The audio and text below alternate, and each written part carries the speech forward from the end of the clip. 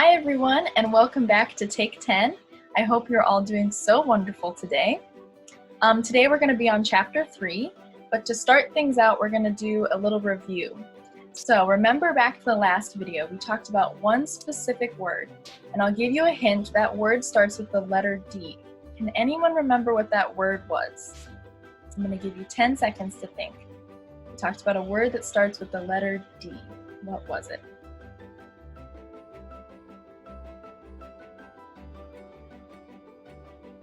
Okay, the word we talked about was diversity. Thumbs up if you remembered what that word was. Good job, guys. Awesome. We talked about the word diversity, and diversity means that everyone is different, and that's actually a really cool thing, and our differences are something we should all value. We talked about how because everyone's different, it can make life more interesting and fun. Remember these three animals? We wrote down the differences that we saw between these animals.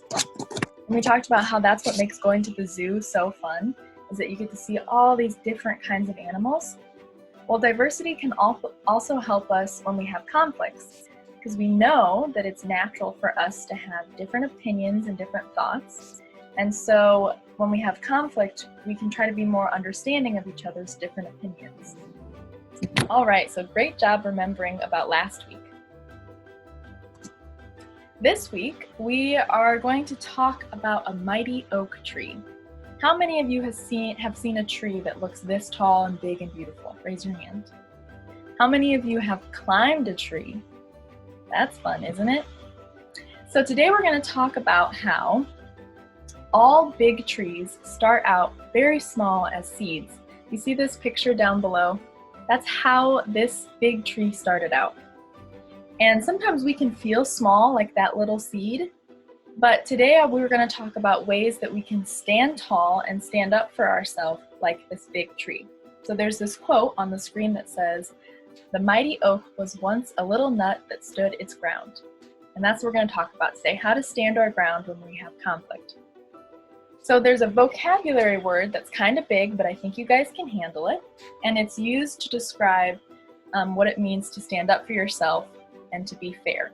And that word is assertive. Can you say it with me? Assertive. Great job, guys. So when we have a conflict, and reminder, a conflict is simply a disagreement with another person, I want to encourage you to be able to handle that conflict assertively. So that means being able to stand up for yourself and be fair, okay? Today we're going to read a story called Stand Tall, Molly Llewellyn. And in this story, Molly Llewellyn is going to learn how to stand up for herself. So first, I want you to raise your hand if you've ever had a time when someone wasn't nice to you. I've definitely had that before. And now I want you to raise your hand if you've ever had a time when people called you names because they thought you were different. I want you to think for a second, how did that make you feel when people were calling you names for being different? Probably made you feel a little sad and hurt, especially if it was someone that you loved. And just think in your mind, how did you solve that problem? Sometimes it's easy when our feelings are hurt to not feel like we can stand up for ourselves. But I want to encourage you that you can stand up for yourself, because you deserve that. So as we're listening to this story today, please listen to how Molly Llewellyn learns to stand up for herself. Okay? Let's go ahead and read it. Stand Tall, Molly Llewellyn, written by Patty Lavelle, illustrated by David Catrow. Molly Llewellyn stood just taller than her dog, and was the shortest girl in first grade. She didn't mind.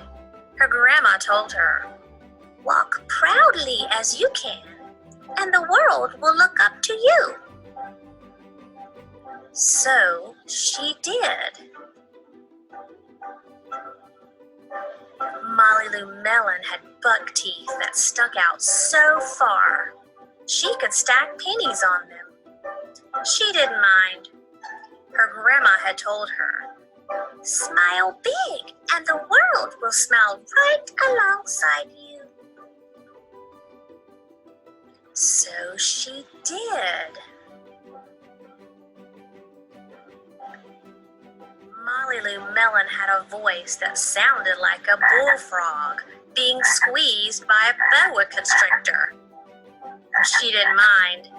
Her grandma had told her, "Sing out clear and strong, and the world will cry tears of joy." So she did. Molly Lou Melon was often fumble-fingered. She didn't mind. Her grandma had told her, "Believe in yourself, and the world will believe in you too." So she did. Then Molly Lou Melon moved to a new town. She had to say goodbye to her grandma and all of her friends, and start in a new school. On the first day of school, Ronald Durkin called her "Shrimpo" in gym class. When the game started, Molly Lou Melon caught the football, ran under the legs of Ronald Durkin, and scored a touchdown. All the children thought, "Wow, she's good." And Ronald Durkin felt very foolish.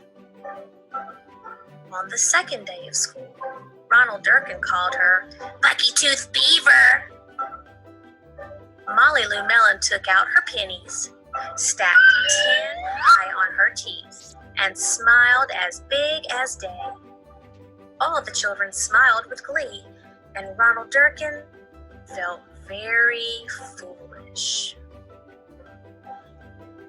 On the third day of school, Ronald Durkin said, "You sound like a sick duck. Ha, ha." Molly Lou Melon sang out a quack so clear and strong that it made Ronald Durkin somersault backwards, hit his head, and have to go to the nurse. All the children cried with joy to be free of Ronald Durkin for the rest of the afternoon. And Ronald Durkin felt very foolish. On the fourth day of school, Ronald Durkin said that she'd made the snowflake all wrong.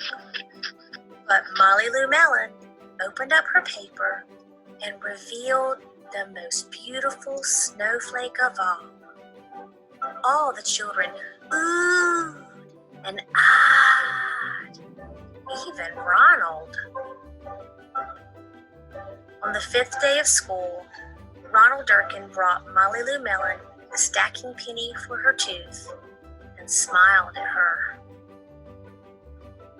That night, Molly Lou Melon took out a pencil and paper and wrote a letter to her grandma. "Dear Grandma, I wanted to tell you that everything you told me was exactly right. Love, Molly Lou Melon."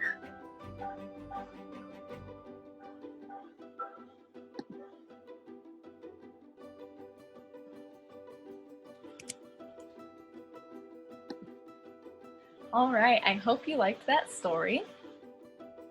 Now what I'd like you all to do is I'd like you to go into your activity journals and find this page. It should be page number 4. It says Chapter 3, You Are Unique. And once we're done with this video, I want you to fill out this worksheet. So it says, from the story, write down 3 things that made Molly Lou Melon unique.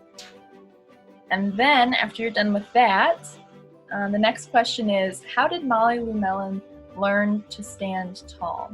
Or how did she stand tall in the story, from what you can remember? And then, I want you to write down 3 things that make you unique. So think about what makes you special and unique and something that you love about yourself. And then write down 3 ways that you can stand tall. And remember, That's what our big vocabulary word is. To be assertive means that you stand up for yourself and you're fair. So you're nice to people, but you're doing it in a way that that means that you're standing up for yourself and you're not letting people walk all over you, right? And a helpful hint is to remember the Take 10 slogan. So, to review, talk it out, walk it out, wait it out is the Take 10 slogan. And these are 3 different ways that you can be assertive. You can stand up for yourself and be able to handle conflict just like Molly Llewellyn did. Okay? I believe in you all. I hope that this week you can think about how you are unique and what makes you special, and also ways that you can learn to stand up for yourself. Thank you for hanging out with me today, and I'll see you guys later.